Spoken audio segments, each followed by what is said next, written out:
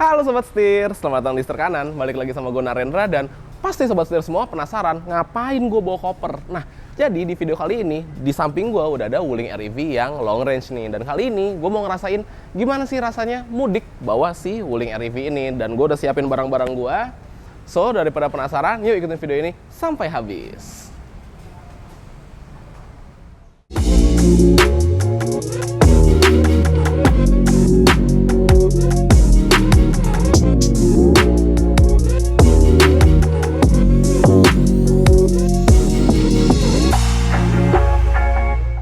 Nah, kabar baik banget nih untuk para pecinta EV, Sobat Setir pecinta EV, atau Sobat Setir yang lagi pikir-pikir mau ngambil EV atau enggak. Karena sekarang PPNBM turun nih Sobat Setir. Dari yang tadinya 11%, sekarang jadi hanya 1% aja.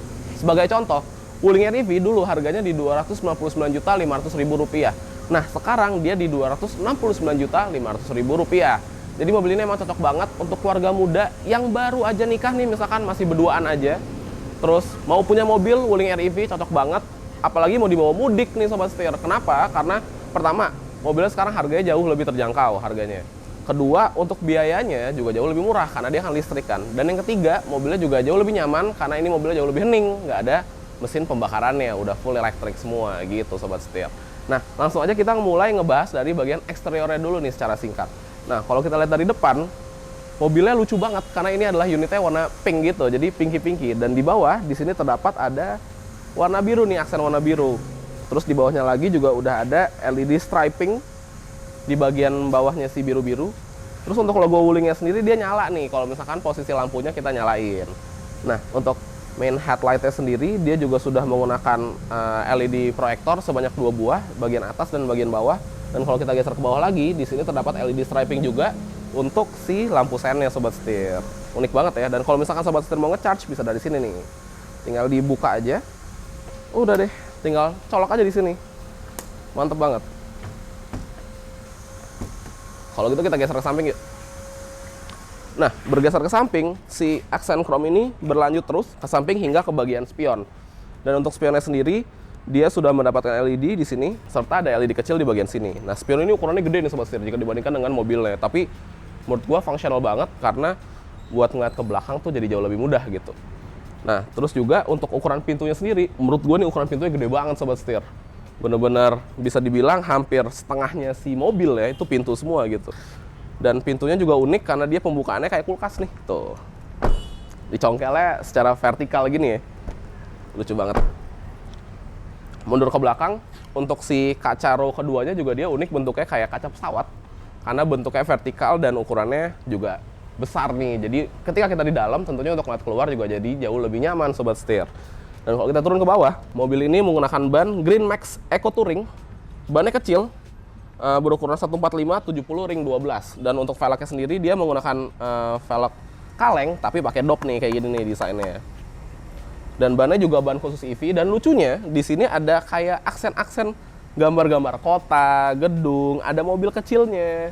Jadi kelihatan lucu banget ditambahin aksen-aksen kayak gini. Nah, untuk dimensinya sendiri, mobil ini memiliki panjang di 2974 mm, lebar di 1505 mm, serta tingginya di 1631 mm. Nah, bergeser ke belakang Sobat Setir.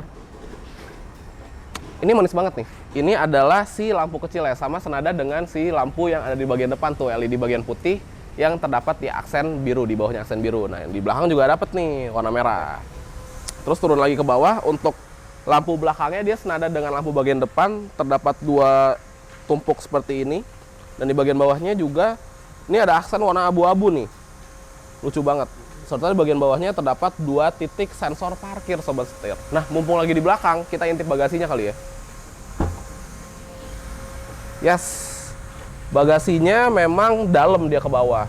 Nah, jadi kan ini kan mobilnya kan untuk 4 orang sebenarnya. Cuman ketika kita akan membawa barang, cocoknya saya emang cuma 2 orang doang. Karena kita harus melipat si joknya ini sobat setir gitu. Dan di sini juga sudah terdapat portable charger. Selain itu, jika sobat setir ngecharge-nya di SPKLU misalkan, nah colokannya Wuling ini berbeda dengan colokan yang ada di SPKLU. Makanya Wuling memberikan ini dia. Ini adalah si adaptornya nih.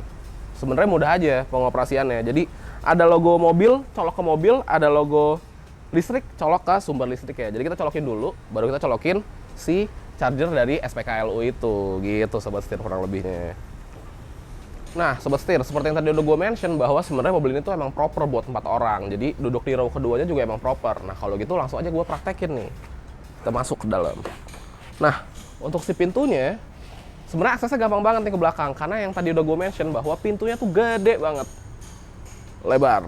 Dan untuk jok depannya ini, pelipatannya gampang banget. Tinggal kita dorong aja. Set. Gampang deh langsung masuk. Sekarang gue masuk nih. Nah, tuh kan, ini di depan adalah posisi berkendara gue. Dan legroom gue masih banyak di sini. Tuh, 5 jari sih lebih. Berapa nih? 8 jari. Dan untuk headroomnya juga oke, karena emang si mobil memiliki desain kepala itu gede gitu ke atas. Jadi headroomnya juga oke. Jadi emang ini mobil sebenarnya proper untuk 4 orang gitu.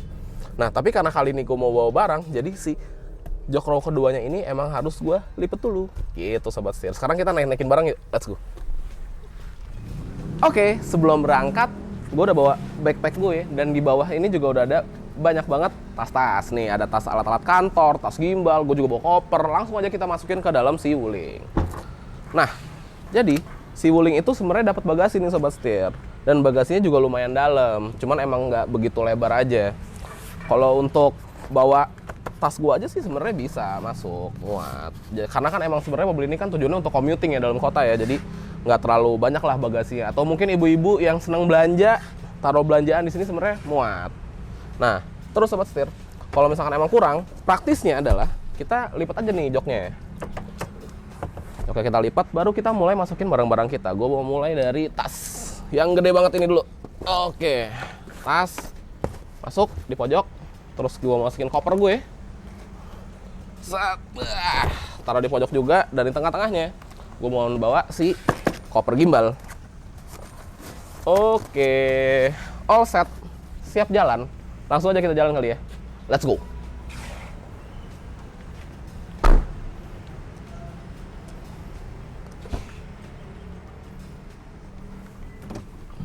Nah sobat setir, jadi sebenarnya buat nyalain Wuling REV ini gampang banget. Yang penting kuncinya udah kita pegang atau kita kantongin juga bisa. Terus kita tinggal injak rem aja buat nyalain. Tuh ada tulisannya tuh. Jadi nggak perlu pencet-pencet tombol lagi. Injak rem. Udah, mobil udah jalan. Udah siap dikendarai. Tuh, tinggal tutup pintunya. Mesin gede. Tinggal jalan.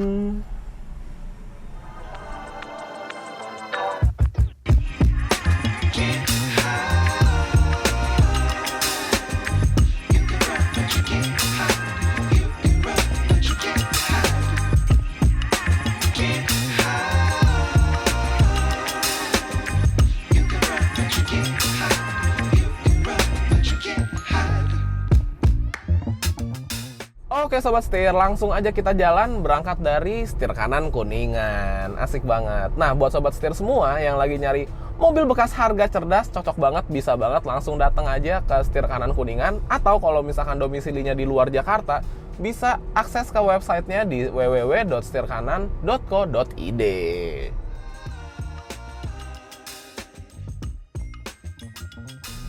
Oke sobat setir, sekarang gue udah di dalam mobilnya, gue udah jalan menuju ke destinasi gue. Jadi kali ini kan misinya adalah gue pengen nyobain gimana sih experience-nya mudik naik si Wuling REV ini.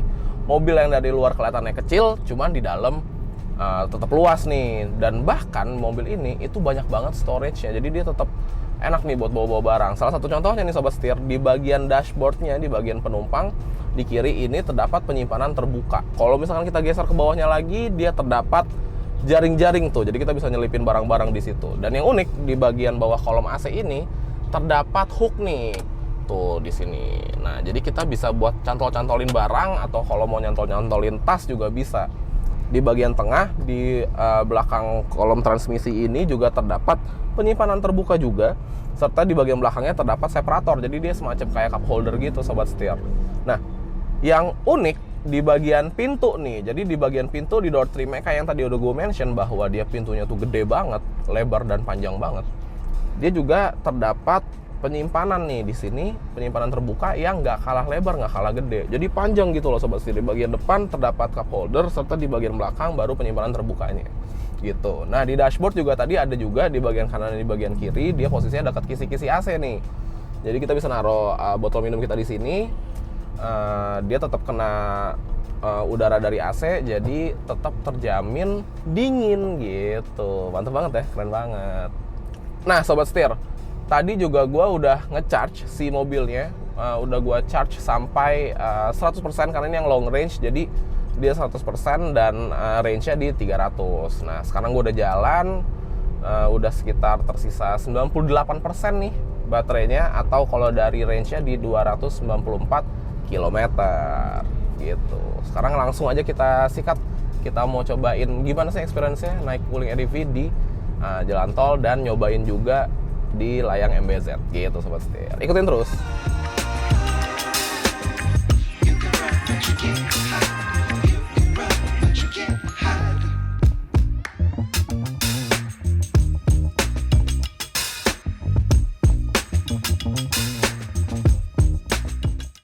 Nah, gue mau ngasih tahu nih ke sobat setir beberapa hal menarik yang ada di bagian interiornya Wuling EDV yang dapat menunjang kita dalam kenikmatan berkendara nih sobat setir.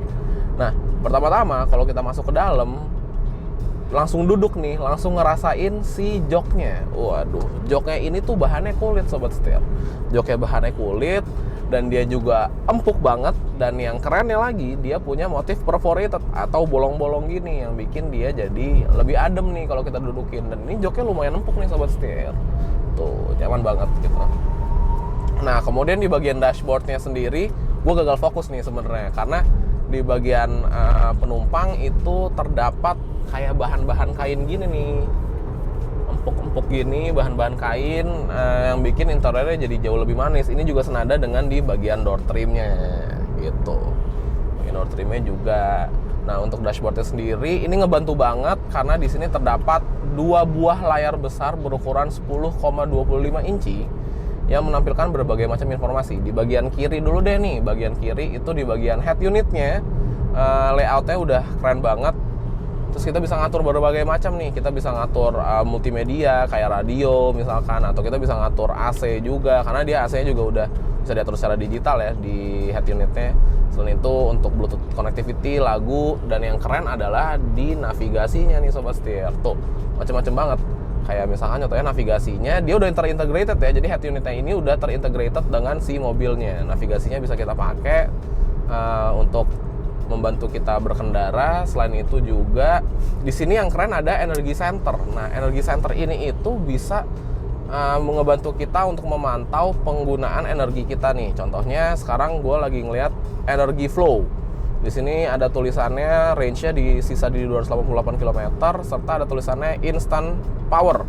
Jadi dia bisa nunjukin nih kita pakai tenaganya berapa. Kayak sekarang gue lagi ngegas, dia di 6 kW, kalau gue lepas dia di minus. Tuh, berarti dia nyimpen energi nih sobat setir gitu. Kalau kita geser ke kanan, dia ada charging reservation.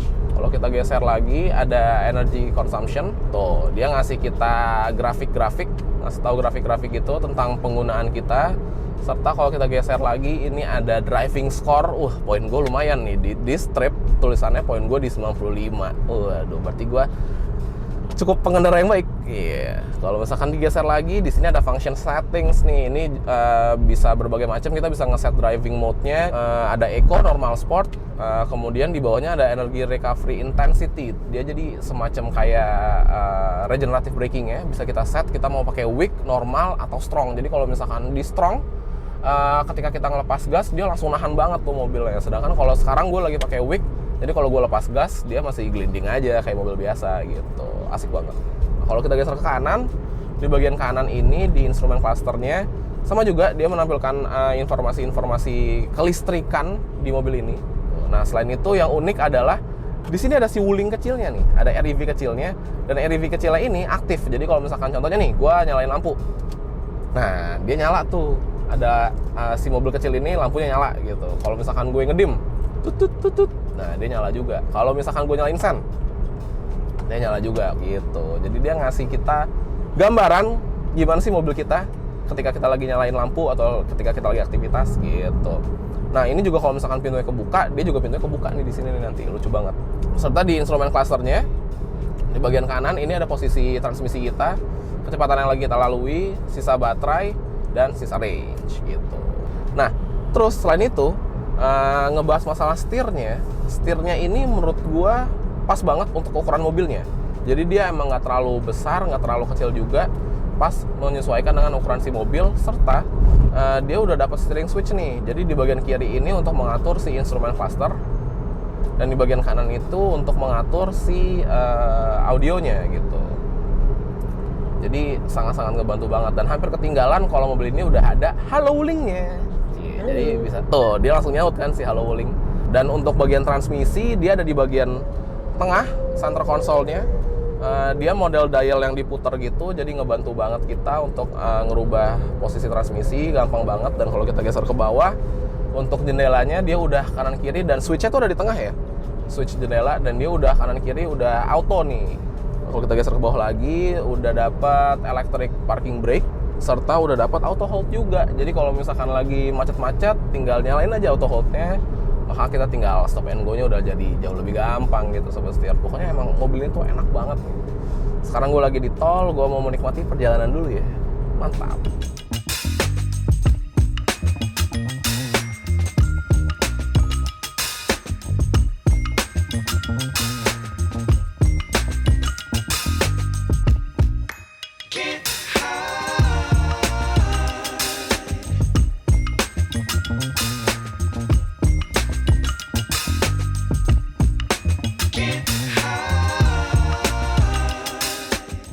Oke Sobat Setir, sekarang gue udah ada di Jalan Layang Tol MBZ nih. Udah di jalan, sekarang gue mau ngebahas dulu masalah posisi duduknya. Nah, posisi duduknya ini menurut gue enak banget. Kenapa? Karena kita bisa mengatur sesuai dengan kemauan kita. Tentunya joknya bisa maju mundur. Bisa maju mundur, serta dia juga bisa reclining. Dan untuk kolom setirnya sendiri, dia itu bisa diatur secara tiltnya gitu. Tuh, bisa naik turun. Dan kalau gue sih nyamannya bawanya di bagian paling bawah.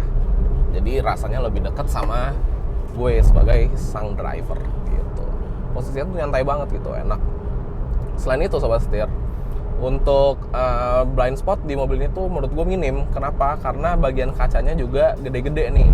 Kayak di kaca bagian pintu kanan, pintu kiri itu gede. Kaca belakang juga lumayan lah ya, lumayan gede.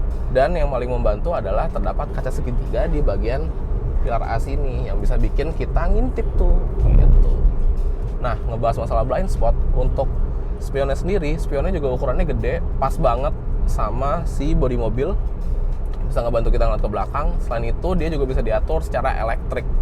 Nah, pengaturannya ada di bagian dalam nih, di bagian dashboard, di bagian sini. Jadi gue bisa ngetel spion gue. Nah, ini udah pas nih gitu. Dan tentunya karena ini sebuah EV, maka mobil ini hening banget. Jadi untuk suara mesinnya sendiri udah nggak ada, karena kan nggak ada pembakaran konvensional. Dia udah pakai baterai serta pakai dinamo, jadi hening banget. Selain itu juga untuk kekedapan kabinnya oke, nggak bocor-bocor. Untuk road noise-nya juga, ya road noise-nya sih masuk sih beberapa sedikit, cuman menurut gua nggak begitu mengganggu lah, masih di batas nyaman, masih oke banget gitu. Jadi yang terdengar hanya sedikit suara road noise dan suara AC tentunya. Suara AC kayak tapi juga nggak mengganggu. Jaminan sini kalau naik wuling kayaknya masih bisa tidur ya kalau naik REV ya di dalamnya. Nyaman banget soalnya, asik banget.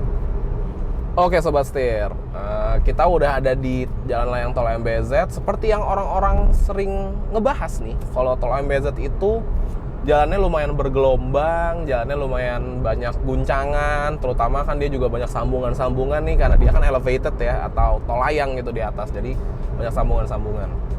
Banyak yang bilang kalau lewat sini mobil berasa bantingannya diuji lah gitu ya, diujinya di sini nih. Dan emang harus jujur-jujuran bahwa si Wuling REV ini lumayan berasa goncangannya. Karena kan pertama nih, dia wheelbase-nya juga pendek. Kedua, mobilnya juga kecil. Ketiga, bannya ukurannya juga kecil, di ring 12 gitu.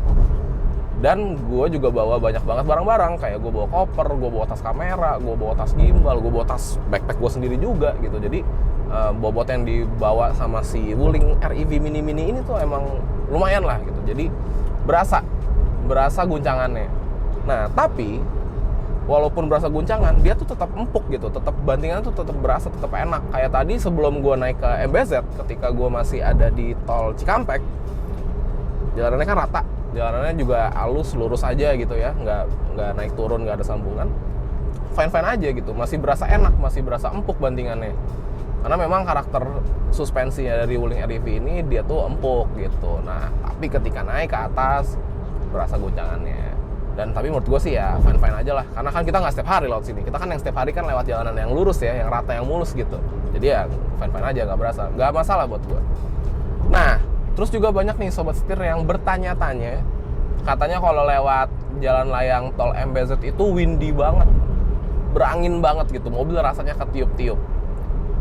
Ya memang, karena ini kan posisinya tol elevated ya, di atas gitu ya. Terus juga untuk anginnya juga lumayan gede. Nah, kalau di Wuling REV ini memang sedikit-sedikit berasa sih sobat setir sebenarnya. Rada-rada kebuang gitu mobilnya, ketiup-tiup angin. Cuman menurut gua sih sebenarnya masih nggak masalah, karena masih bisa kelawan sama mobilnya gitu. Kita sebagai pengendara kita bisa lebih fokus lagi berkendaranya, lebih steady lagi tangannya, lebih siap gitu ya untuk melawan si angin, dan nggak yang sampai kebuang sampai lebay-lebay gitu, sampai pindah jalur gitu sih enggak. Sebenarnya masih aman-aman aja gitu. Karena kan juga memang mobilnya tinggi, mobilnya kecil dimensinya, serta mobilnya tinggi, jadi untuk ketiup angin tuh berasa banget gitu. Berasa, cuman masih tetap bisa dilawan, masih aman. Selain itu, posisi baterainya juga di bawah, center of gravity-nya juga baik, yang dimana bikin kita lebih nggak takut lagi akan kebalik karena ketiup angin. Sebenarnya enggak, karena mobilnya bobotnya emang di bawah gitu, karena dia sebuah kendaraan EV gitu. Jadi so far so good, menurut gue sih aman-aman aja.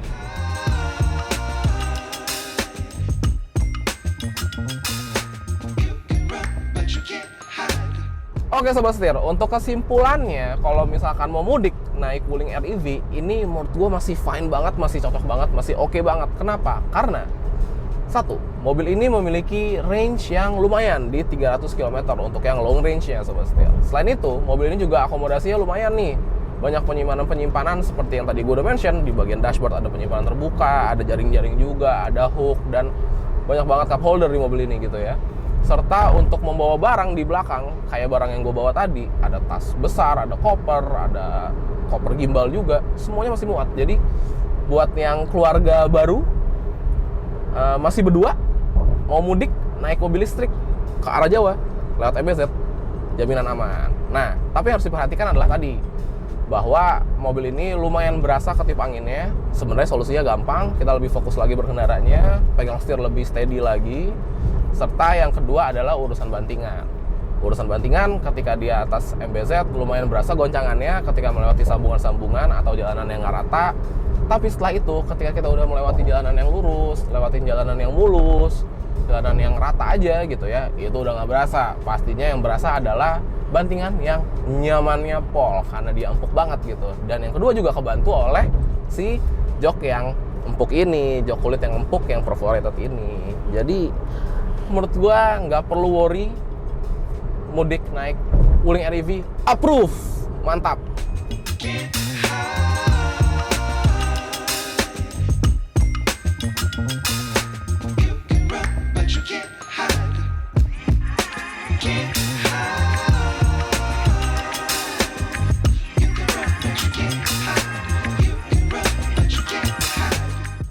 Nah, tadi gue udah ngebahas masalah penyimpanannya, storage si Wuling REV ini. Kemudian gue juga udah ngebahas masalah rasa berkendaranya di atas tol layang MBZ. Gue udah ngebahas masalah bantingannya, terus gimana cara dia ngelawan angin, dan lain-lain. Tapi gue belum ngebahas masalah performanya nih sobat setir. Jadi seperti yang kita semua tahu bahwa Wuling REV ini kan emang fokusnya untuk commuting ya, untuk di dalam kota nih. Kayak misalkan kita mau berangkat kantor, atau nganterin anak sekolah, jemput anak sekolah dari titik A ke titik B masih di dalam kota aja. Nah, tapi bukan berarti dia nggak bisa dibawa untuk mudik. Jadi mobil ini menghasilkan tenaga di 40 horsepower serta torsi di 110 Nm dari sebuah baterai yang memiliki kapasitas di 26,7 kWh. Dan kerennya lagi, untuk di Wuling REV ini terdapat 3 buah driving mode nih sobat setir. Kayak yang sekarang gue lagi pakai, ini menggunakan Eco. Kemudian bisa gue ganti ke normal. Nah, di atasnya normal ada yang sportnya.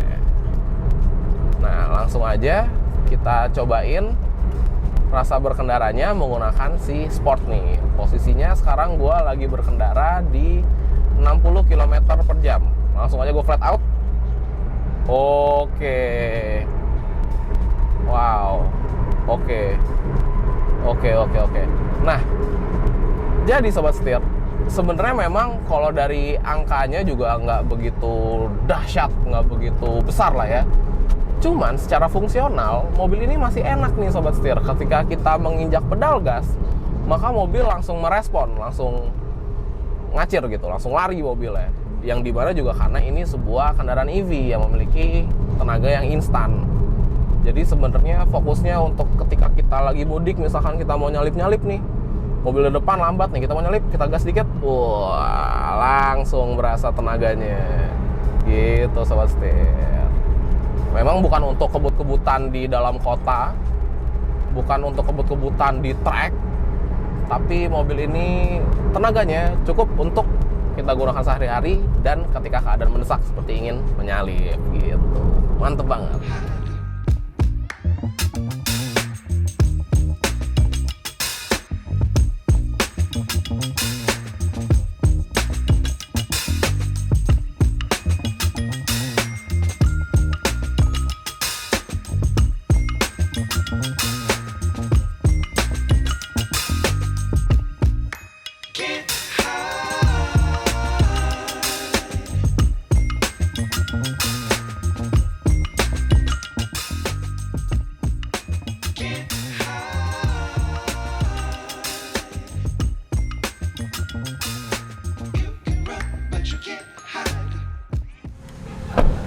Untuk matiin ya, tinggal pencet kunci aja nih sobat setir.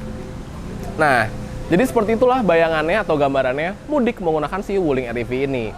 Tadi gue udah coba melewati jalanan yang paling sering dilewatin ketika mudik, yaitu jalan layang tol MBZ, terutama buat yang mudiknya ke arah Jawa nih. Kesimpulannya dari mobil ini adalah satu, bantingannya adalah empuk sekali menurut gue. Di dalam kota empuk, ketika kita pakai di MBZ tadi juga masih empuk, namun sedikit berasa guncangannya karena memang mobil base yang pendek serta ukuran yang kecil. Selain itu, untuk akomodasinya luas banget, mau masukin koper gede di belakang juga masih muat. Selain itu juga terdapat penyimpanan di dalam mobil nih, seperti penyimpanan terbuka dan cup holder yang ada banyak banget. Bahkan ada yang unik yang berupa cantelan itu sobat setir. Jadi kita bisa cantelin barang-barang kita di situ gitu. Nah, untuk tenaganya sendiri, tenaganya dirasa cukup, tidak terlalu berlebihan, cukup untuk ketika dalam keadaan genting aja nih, misalkan kita lagi mau nyalip gitu ya, tapi bukan untuk kebut-kebutan tentunya sobat setir.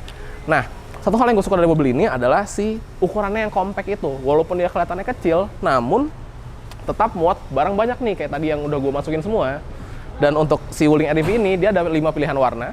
Ada warna pink seperti yang di sebelah gue, ada warna putih, kuning, hijau, dan biru. Dan untuk harganya sendiri, untuk yang long range, dia di Rp269.500.000. Sedangkan untuk yang standard range-nya di Rp218.700.000. Jadi sekian video ini, jangan lupa untuk klik like, komen, dan subscribe, serta follow Instagram dan TikTok kami di @setirkanan_official. Gue Narendra, sampai bertemu di video selanjutnya. Salam setir kanan!